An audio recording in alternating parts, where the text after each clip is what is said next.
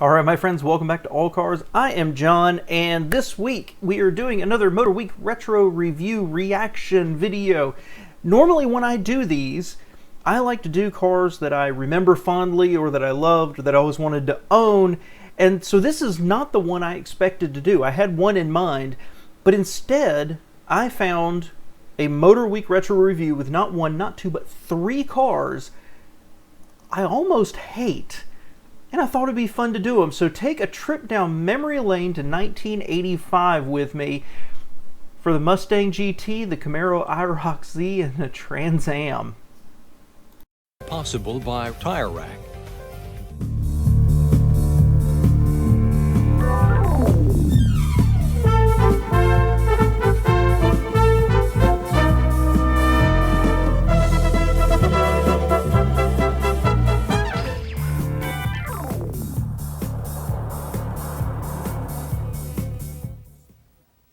You know, about this time every year, a young man's fancy turns to thoughts of cars, of course. So we thought we'd look in at three over-the-hill teenagers engaged in their favorite pastime, arguing about their cars. Round, round, get around, I get around, get around, round, round, I get around, you get around, round. Hi, what do you have? Yeah, a burger, fries, and a Coke. And my Mustang GT will eat that Trans Am for lunch. Oh yeah? Isn't that Mustang an F-O-R-D as in found on road dead? Hey, that's first on race day. What a crock. This new IROC Camaro blow you both into the weeds. Bold talk. Let me show you what's under the hood of this Pontiac. This is your basic... Okay, so I never watch these in advance. I want it to be an honest reaction. This is nothing like I expected, so I'm sorry, but we're invested in it now. Initial thoughts. Yeah, I don't hate these cars. One of them I kind of almost do. But this was an era when the engines were weak, the bodies were flexible, and the interiors were designed by summer interns. My family actually had an 86 Mustang, and I will say, while I don't think it's going to be any kind of great styling classic ever, it was actually a very comfortable car that was very, very reliable. The Camaro, I actually think it's aged very well. It went through a period there in my mind where it was just trash, but then I think it looks better looking back. I especially like the tail lights, and I just kind of like everything about it on the outside, not the inside, but I have a very, very low opinion of the build quality of the Camaro. Just, ugh, icky. The Trans Am, all I can say about the Trans Am is it got worse. You know, Knight Rider at least made the Trans Am cool. Let's see if they show the interior, but I mean, the Camaro Trans Am, come on. I think I'd rather have the Camaro. I just think it's a little crisper looking. High output, 305 cubic inch, 190 horsepower, big 4-barreled screamer. It's made it to a 5-speed manual. That's 5 gears, no waiting. You may also feast your eyes on 16-inch wheels with 245/50 VR rated Goodyear Gatorbacks, huge sway bars, and 4-wheel disc brakes to stop this 3,360-pound Tin Indian. Big deal. My Mustang has Gatorbacks too. 225/60s mounted on 15-inch rims, anti-sway bars the size of sewer pipes, not to mention disc brakes up front. So don't mention them. Of course, under the hood, hot rodder heaven.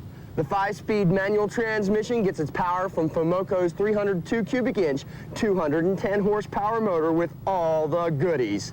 Tube headers, high lift roller cam, and a 4-barrel Holly big enough to inhale Cleveland. All in a light 3,180-pound package. Okay, so that's kind of interesting. The Mustang had, was that 20 more horsepower, so 210. Not terrific, but I mean, come on, that's not bad. That was pretty okay for the time. still had a carburetor. It's still hard for me to wrap my head around the fact that we had carburetors for as long as we did. As a matter of fact, you know what the last vehicle sold in America, as I recall, okay, the last vehicle sold in America with a carburetor? Grand Wagoneer. Something like 1991 or something like that. Unbelievable. Anyway, Mustang kind of has the goods here. Still kind of funny they're bragging about 15-inch wheels, right? But let's see what they say about the Camaro. Carburetors, merely carburetors. Hey, it's the 80s. Haven't you guys ever heard of fuel injection? This is 5 liters of tune-port injected small block Chevy that punches out 215 horsepower. And it's made into the slickest 4-speed automatic Surf City has ever seen. And if you want to go fast in the corners, I'd rather eat worms than ride in a Chevy. like I said, if you want to go fast in the corners, my IROC also sports 245/50 VR16 Gatorbacks and 4-wheel disc brakes, plus larger anti-sway bars and a lower center of gravity than the standard Z28. In short... Hold on, that's pretty interesting. So the Chevy had fuel injection, ended up with 5 more horsepower than the Mustang, and 4-wheel disc brakes. Interesting. Again, not being a muscle car guy, and certainly I would have been 14 or 15 years old at this time, not in the market for something like this. That's very surprising to me. The tech sounds not bad. Interesting, it's backed up to an automatic. Personally, I like that choice, but that's just me. Also meant to mention, it's interesting to me the Mustang was nearly 200 pounds lighter than that Pontiac. I kind of subscribe to the Lotus ethos of add lightness. A 3,580-pound slot car. There's only one place to... So the IROC is 200 pounds heavier, 150, than the Pontiac. What the heck? You know, that's more than going to offset that 5 extra horsepower. settle this, the racetrack. So it's the 190 horsepower 5-speed Firebird Trans Am, the 210 horsepower 5-speed Mustang GT, and the 215 horsepower 4-speed automatic Camaro IROC-Z. Off to the first stop of our muscle car matchup at Monrovia. I'd rather have one of those right there on the right, actually. Not the one on the left there, but that red one. Ooh. Maryland's 7580 Dragaway, where the first 2 cars to face off were General Motors' finest, the IROC-Z and the Trans Am. Okay, oh shoot, I missed it. Let me see if I can go back just a touch there. Yeah, so let's talk about the styling again here. I do not like the white and black of the IROC. I admit that's not quite working for me. But the Pontiac, it's got the decals and two-tone and, you know, the little nose on the hood. It's trying too hard. Honestly, it's just trying too hard. Maybe that's what General Motors stylists believed, and might have been right, their customers were looking for. But to me, they miss an opportunity right here to look super contemporary, maybe a little futuristic, and instead just went over the top. Doesn't quite work for me. The Camaro, like I said, it's a little, well, rectangular. Maybe that's the word. Rectangular headlight cutouts, rectangular, you know, air intake below. But I actually think that body style has aged very well. As I've gotten older and I look back at the mid-'80s and the cars that were available, and wow, if I could go back and live my youth again, I gotta say the Camaro's kind of up there from an exterior styling point of view. I wouldn't be embarrassed to ride around in one of those today. Now off the line, the Fuelie IROC with better bottom-end torque and traction takes the Trans Am. But by mid-track, the freer revving Trans Am edges up and past the IROC-Z and takes the light with a quarter-mile time of 14.7 seconds at 89 miles per hour, 1/10 of a second quicker than Chevy's best.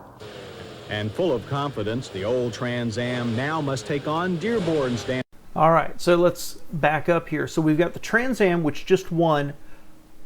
A little surprising to me, honestly. I guess when you've got weight on your side and they said free revving engine against the Mustang. Now, compared to the Mustang, the Trans Am looks like it's from 5 years in the future, at least in this picture, right? The Mustang, let's face it, it's kind of boring, but it has aged extremely well. And the Mustang also looks taller, the hood's higher, the bumper's higher, everything's just, it looks more like a two-door sedan than anything else. But I do think it has aged extremely well. And 5-liter Mustangs from this era, I think collectors are agreeing with me as well. And as I said, we had one. It was comfortable. Not the best interior in the world, but it was at least comfortable. Damnedest. Down go the lights, and look out, because the lightweight Mustang GT with excellent Eagle Gatorback traction beats the Tin Indian at its own game. The Mustang stampedes out of the gate and pulls away by mid-track. At the finish, it's Ford's pony car by 4 car lengths to a tune of 14.3 seconds at 92 miles per hour. So when the tire smoke cleared, the 2 fastest cars had Carburetors, merely carburetors.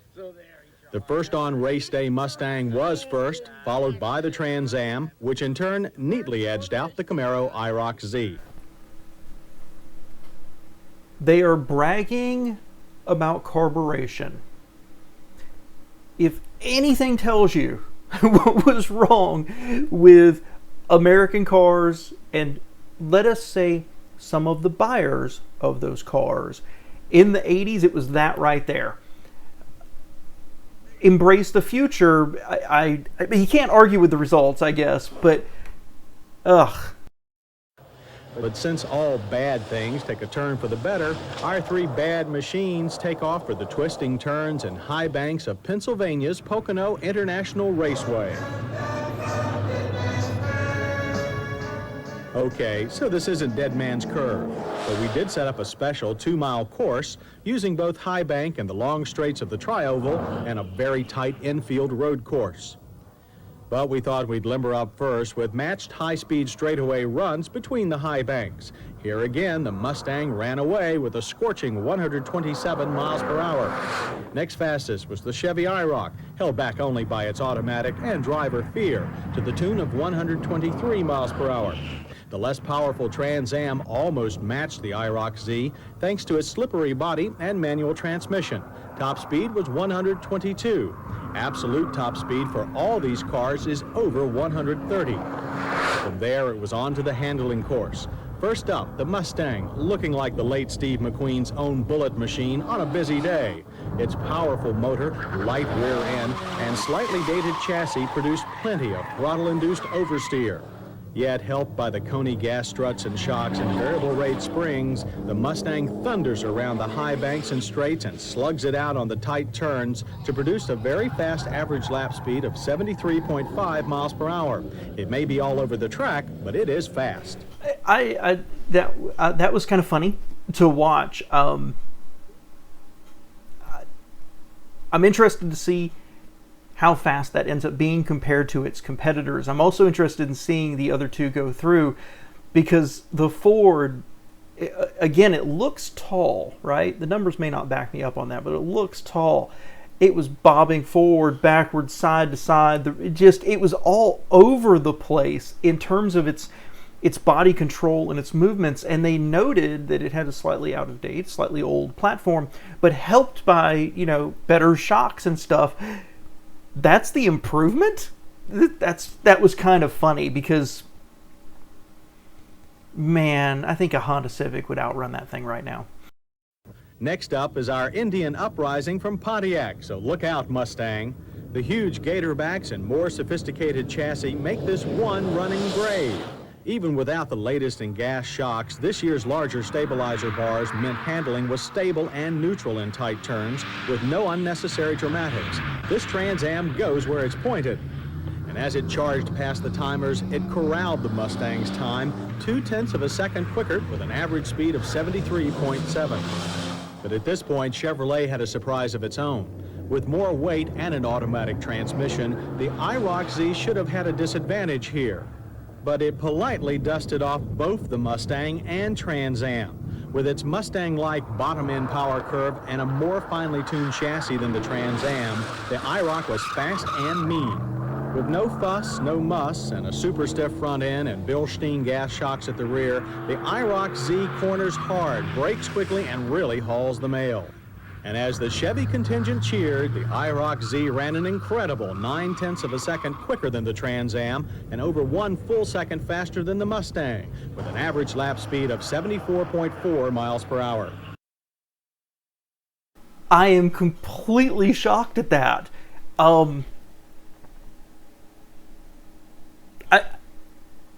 Not being in this scene enough to really pick apart the specifics of the chassis and the suspension setups and everything else, I would have just said the automatic would have sapped so much power. At this point, I know automatics are so advanced right now, but at this point I would have just said the automatic would have sapped all the power and all the torque out and left the IROC at a major disadvantage, especially considering the weight and especially considering my overall opinion of the cars were they really didn't have rear end traction at all. You know, maybe not Dodge Viper bad, but that they weren't great handling cars. For the Camaro to beat that Mustang by a second is really kind of impressive. I will also say, because it is the 80s, going back to the styling one more time, guys, especially the Pontiac when they show the profile, but here too, GM could have lopped 6 inches off of the front and the rear of this car and really made something that looked so much tidier. But like I said, the rear end of this car I think has aged very well, in my humble opinion. So what did this prove? Well, that cars are like beer. It's all a matter of taste. Without a doubt, the Mustang is the fastest in acceleration and top end. Besides that, it has the lowest base price at $10,224, but it can be a real challenge in the turns. On the other hand, the IROC-Z is a lot like its big Chevy brother, the Corvette. Fast and sophisticated, but also more expensive. Base price, $12,635. Between the two comes the surprising compromise, Pontiac's Firebird Trans Am. Fast, almost like the Mustang, yet sophisticated in handling, almost like the IROC-Z. It's also priced between the others at $11,983. So I guess we're still not sure who builds the ultimate factory muscle car. It's an argument that's been going on now for over 20 years. And like the notion of eternal youth, we hope it's a debate that never ends.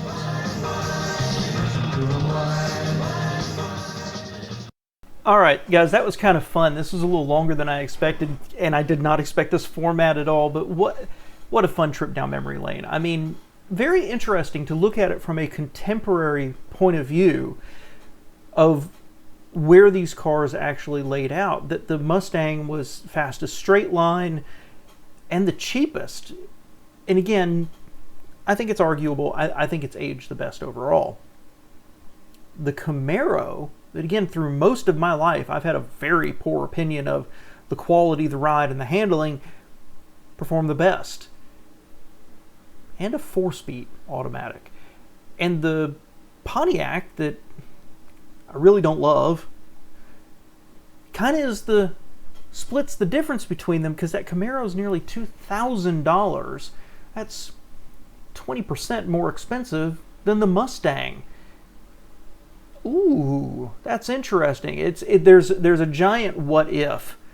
Actually, there's a bunch of them, but there's one gigantic what if for me here is, what if that Camaro could have about 200 pounds cut out of it? At the factory, I'm not talking about stripping out the seats and things like that, but if this whole chassis setup and everything just came in lighter, what a good performance that would be. Pretty cool, guys. And I wish they'd spend a little bit more time doing more traditional look at the cars and really shown the interiors.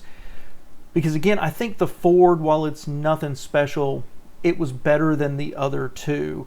You got a little glimpse of it there, especially with the Camaro and just how ugly the dash was.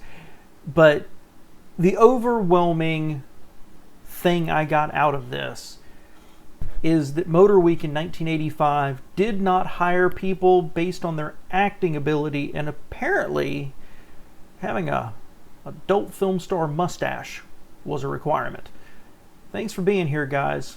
Let me know if you owned any of these and what your thoughts are, and let's not turn it into a flame war about Ford versus Chevy, but just, you know, any fond memories. Let me know, guys.